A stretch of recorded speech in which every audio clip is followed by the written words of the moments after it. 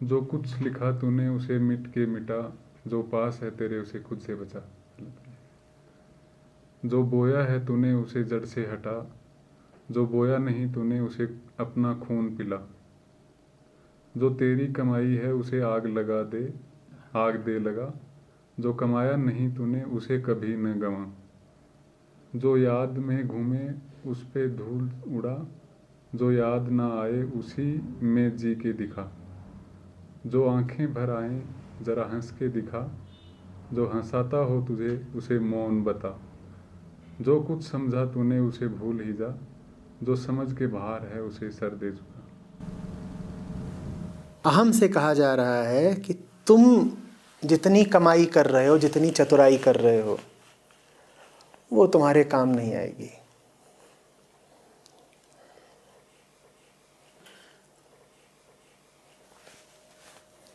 जो तेरी कमाई है उसे आग दे लगा।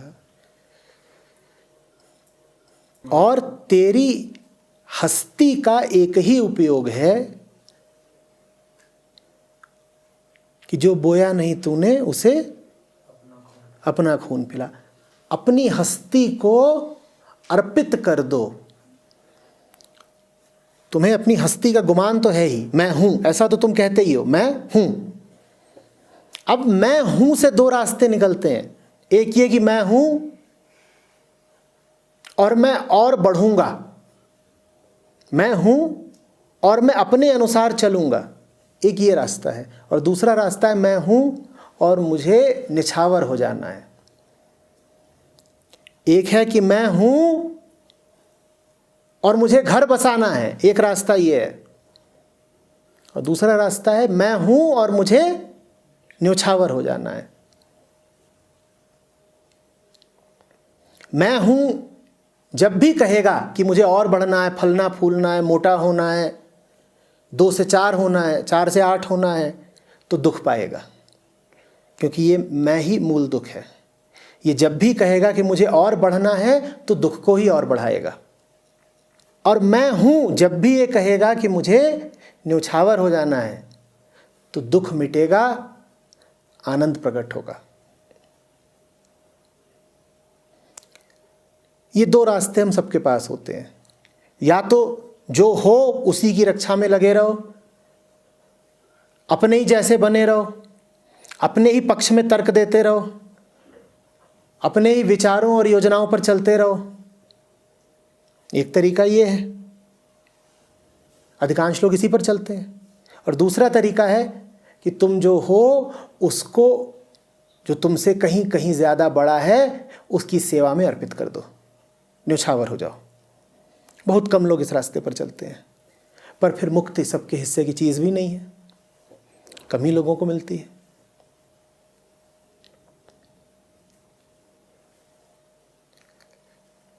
न्योछावर होना माने नस काटना नहीं।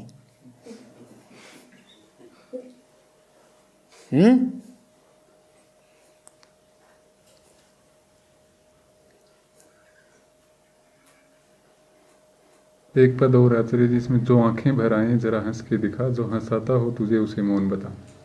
अपने विपरीत जाना सीखो, अपने विपरीत जाना सीखो।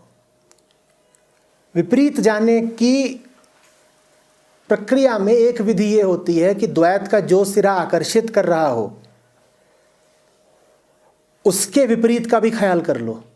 ठीक जिस समय सुख आकर्षित करता हो, दुख का सुमिरन कर लो।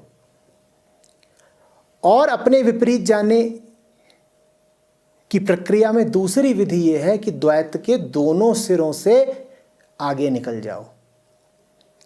पर दोनों से आगे निकलना थोड़ा मुश्किल होता है, तो इसीलिए पहला कदम यह है कि द्वैत का जो ध्रुव तुमको बुलाता हो उसके विपरीत का स्मरण कर लो। तो इसीलिए उसमें कहा है कि जब आंखें भर आएं जरा हंस के दिखा। अब जी कर रहा है कि रोएं रोएं, अब इस समय हंस के दिखाओ ना। हंसना रोना क्या है? द्वैत के 2 सिरे हैं, इनमें से कौन सा तुम्हें आकर्षित कर रहा है? अभी दुख। रोने का मन कर रहा है, रोने का मन कर रहा है, तुम इसको चुनौती की तरह लो। तुमको ही चुनौती है, दुख हावी हो रहा है, इस वक्त हम हंस के दिखाएंगे। लेकिन इसका अर्थ ये नहीं है कि हंसने में कोई श्रेयता है, कोई उपलब्धि है। तो इसीलिए जब हंसने लग जाओ तो फिर अगला चरण है मौन। जब आंखें भर आए जरा हंस के दिखा, और जो हंसाता हो तुझे उसे मौन बता। हंसने का अर्थ हुआ द्वैत के एक सिरे से दूसरे पर चले गए, दुख से सुख पर चले गए। और मौन का अर्थ हुआ द्वैत के दोनों सिरों को पार करके अद्वैत में चले गए। मौन माने अद्वैत।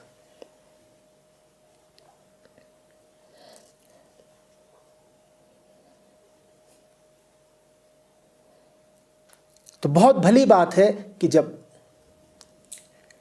दुख हो तो तुम दुख के विरोध में खड़े हो जाओ। तुम कहो दुख में भी एक तरह का रस है, दुख में भी एक आकर्षण है, अहम दुख में भी पोषण पाता है, मैं दुख का चुनाव नहीं करूंगा।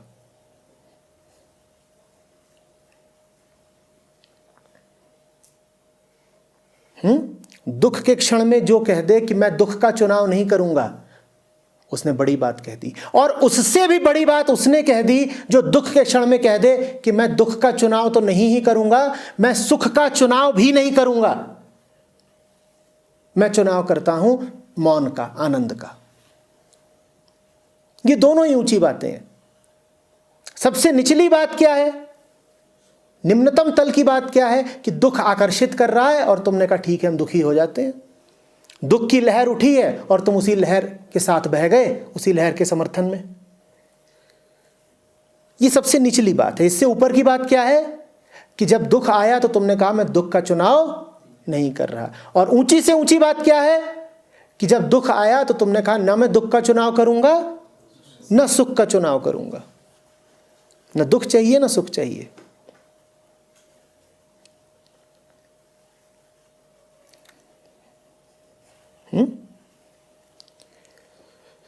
ये दोनों ही रस होते हैं, दुख भी और सुख भी। ये ना सोचना कि दुख तो विवशता होती है, दुख विवशता नहीं होती, दुख में भी मजा होता है। दुख कोई मजबूरी नहीं होती, दुख भी चुनाव होता है। हां, सुख प्रत्यक्ष चुनाव होता है और दुख अप्रत्यक्ष चुनाव होता है। कोई मिलेगा नहीं तुम्हें जो कहे कि मैं जानबूझकर दुख चुन रहा हूं। हम दुख को प्रत्यक्षतः नहीं चुनते, हम दुख को चुनते हैं अप्रत्यक्षतः, इनडायरेक्टली। सुख को हम चुनते हैं प्रत्यक्ष रूप से, सीधे सीधे कि मुझे सुख चाहिए। दुख को हम चुनते हैं चुपके चुपके।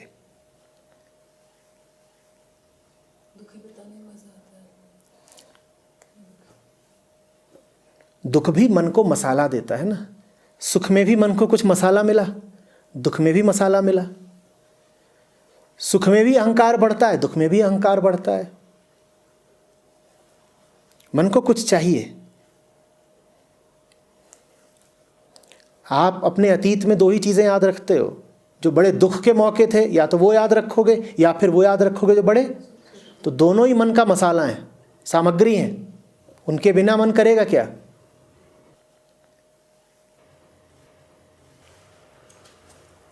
दो ही तरह के त्योहार मनाते हो। खैर एक तरह के त्योहार होते हैं, दूसरे तरह के त्योहार नहीं होते हो। या तो किसी का जन्म दिवस या किसी की शहीदी, या तो ईद या मुहर्रम, और दोनों में ही छुट्टी पा जाते हो। तो बताओ दोनों के ही मजे हैं या नहीं। जल्दी बोलो। छुट्टी तुम्हें 2 अक्टूबर को भी मिल जाती है और 30 जनवरी को भी। तो तुम्हारे तो सुख में भी मजे हैं और दुख में भी मजे हैं। या तो जन्म दिवस मनाते हो गुरुओं का, या बलिदान दिवस मनाते हो, और दोनों ही दिन खूब पलंग तोड़ते हो।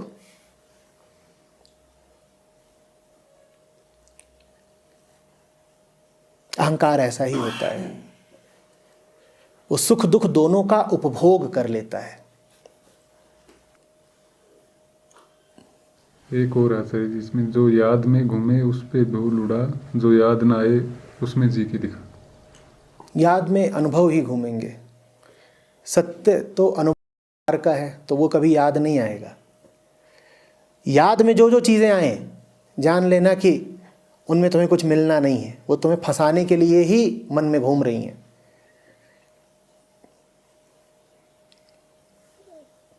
सब कुछ याद आता है जो संसार का है। सत्य किसी को याद आया है क्या आज तक? अब सत्य कोई वस्तु तो है नहीं, कोई सिद्धांत या वाक्य तो है नहीं जो याद आ जाएगा, तो याद ही नहीं आता। और गुरु यही समझा गए हैं, सत्य का सुमिरन करो। ये तो गड़बड़ हो गई। सुमिरन उसका करें कैसे? वो अपने आप याद आता ही नहीं। याद क्या चीज़ें आती हैं? 25 रुपए की उधारी अभी बची हुई है, आज रात की पार्टी में पहनना क्या है, ये सब खूब याद आता है। तो कहने वाला यहाँ कह रहा है कि जो याद में घूमे उस पे धूल दे उड़ा, क्योंकि और याद आता क्या है? जो कुछ लिखा तुम्हें उसे लिखते बेटा, जो पास है तेरे खुद से ही बेटा। आत्मा या सत्य तो उपलब्ध है, उनके सामने तुम खुद ही बाधा बन के खड़े हो। तुम अपने रास्ते की बाधा खुद हो। इसलिए कहा गया है कि जो पास है तेरे उसे खुद से बचा। पास है से अर्थ यहाँ निकटता का नहीं है। पास है से अर्थ माने जो प्राप्त ही है, जो तुम्हें प्राप्त ही है,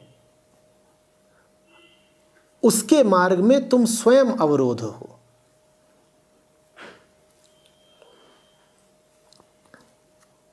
जैसे कि पुराना उदाहरण बताता है कि हीरा तुमने अपनी ही जेब में डाल दिया है और अब मिल नहीं रहा है, तो कहां गुम है? तुम में ही गुम है। पास तो है पर फिर भी गुम है, क्योंकि कहां डाल लिया है? अपनी ही जेब में डाल लिया है।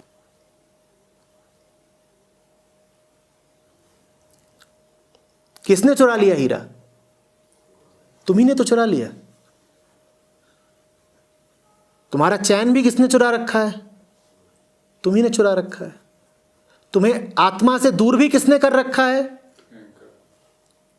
तुमने ही कर रखा है। अहंकार कोई बाहर की बात है? तुम ही तो अहंकार हो। तो तुम्हारा दुश्मन फिर कौन है? तुम ही हो अपने दुश्मन। तो इसीलिए उसमें कहा है जो पास है तेरे उसे खुद से बचा। ये नहीं कहा है उसे दुश्मन से बचा, उसे खुद से बचा। तुम ही तो हो दुश्मन।